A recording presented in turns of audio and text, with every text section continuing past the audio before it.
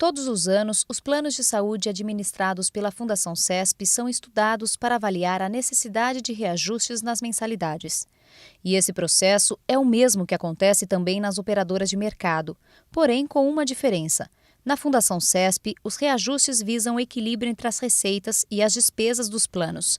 Isso porque não há lucro na comercialização dos planos de saúde, já que a Fundação CESP é uma entidade sem fins lucrativos. São 3 planos da Fundação CESP voltados para aposentados, dependentes, familiares de até 3º grau de parentesco e pessoas que se desligaram das empresas patrocinadoras.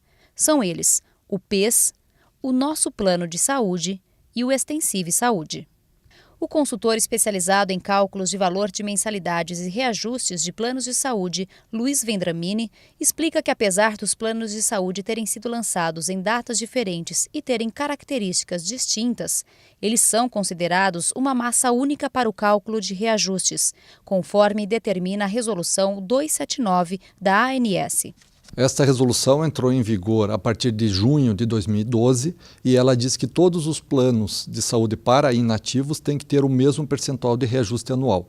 Ou seja, ao longo do tempo a legislação vem mudando e a Fundação CESP vem adaptando os seus planos a essas legislações. Então, a partir do ano passado, todos os planos têm que ser calculados de maneira única para efeito de apuração do reajuste, independentemente de quanto de reajuste cada plano necessite. Em julho, o Conselho Deliberativo da Fundação CESP aprovou com unanimidade o Índice de Reajuste por Variação e Custos dos planos PES, Nosso Plano de Saúde e Extensive Saúde. O reajuste de 9,78% será aplicado a partir de 1º de setembro de 2013 e cobrado na forma de pré-pagamento no demonstrativo do mês de agosto. Vários fatores impactam nos reajustes dos planos de saúde. Entre eles, o cenário mundial de encarecimento dos custos médico-hospitalares e o aumento da expectativa de vida da população. Dados da Agência Nacional de Saúde Suplementar apontam que nos últimos 5 anos, a inflação médica atingiu 91,4%, enquanto que a expectativa de vida chega perto dos 75 anos. Com maior acesso a exames e a tratamentos tecnológicos que ajudam a população a viver mais e com mais qualidade, os custos dos planos de saúde também são maiores, já que com o envelhecimento da população, as despesas médicas aumentam. Quando nós falamos em planos de saúde, nós temos algumas situações que é o seguinte: quanto que você vai dar de reajuste para a rede de prestadores, que também é uma variável a ser considerada, visto que também são pessoas que trabalham, que têm que repor a inflação nos seus custos e assim por diante, e qual é o índice de utilização. A composição da quantidade de frequência de utilização com o reajuste dado aos prestadores nos projeta uma coisa que nós chamamos de inflação na saúde, que os índices de preços não pegam, porque esse é um índice de valor e não de preço, porque considera o consumo. Outro aspecto muito importante que reflete diretamente nos planos da Fundação CESP, principalmente os planos de inativos, diz respeito ao envelhecimento da população. Então é mundialmente sabido que à medida que as pessoas vão envelhecendo, elas necessitam de mais atenções à saúde, mesmo estando em boas condições de saúde. Então isso faz com que a frequência de utilização, quantas vezes você vai ao médico por ano, ou quantos exames você faz, isso só para falar desses 2 itens, ele também pesa bastante no cálculo do reajuste.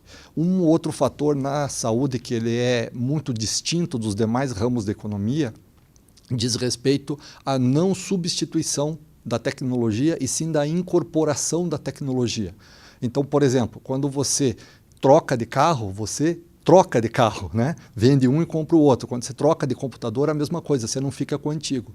Na saúde, para citar um exemplo, você continua fazendo o raio-x, depois disso faz uma tomografia, uma ressonância nuclear magnética e assim por diante. Quando não, repete várias vezes os exames para comprovar se isso realmente, aquele exame que diagnosticou uma doença mais séria, ela se comprova ou se foi algum problema no meio do processo. Então, essa incorporação de tecnologia, evolução dos medicamentos e assim por diante, atrelada à quantidade que você utiliza e mais essas outras variáveis que eu já falei, todas elas em conjunto compõem a tendência de inflação futura que nós consideramos para o cálculo do reajuste. O reajuste de 2013 está abaixo do necessário nos anos anteriores à criação do nosso plano de saúde.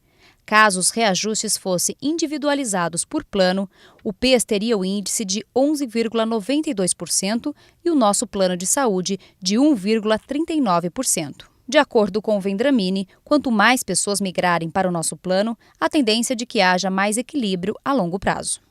O nosso plano ele foi criado a partir do Estatuto do Idoso e está de acordo com toda a legislação hoje dos planos de saúde. Como ele é a única opção de entrada para os novos beneficiários, é esperado ao longo do tempo que a população se torne mais jovem. Além disso, por ter uma rede de prestadores e hospitais formatadas às necessidades das pessoas, também tem uma tendência futura de evolução de custos menor do que os dos demais planos de nativos.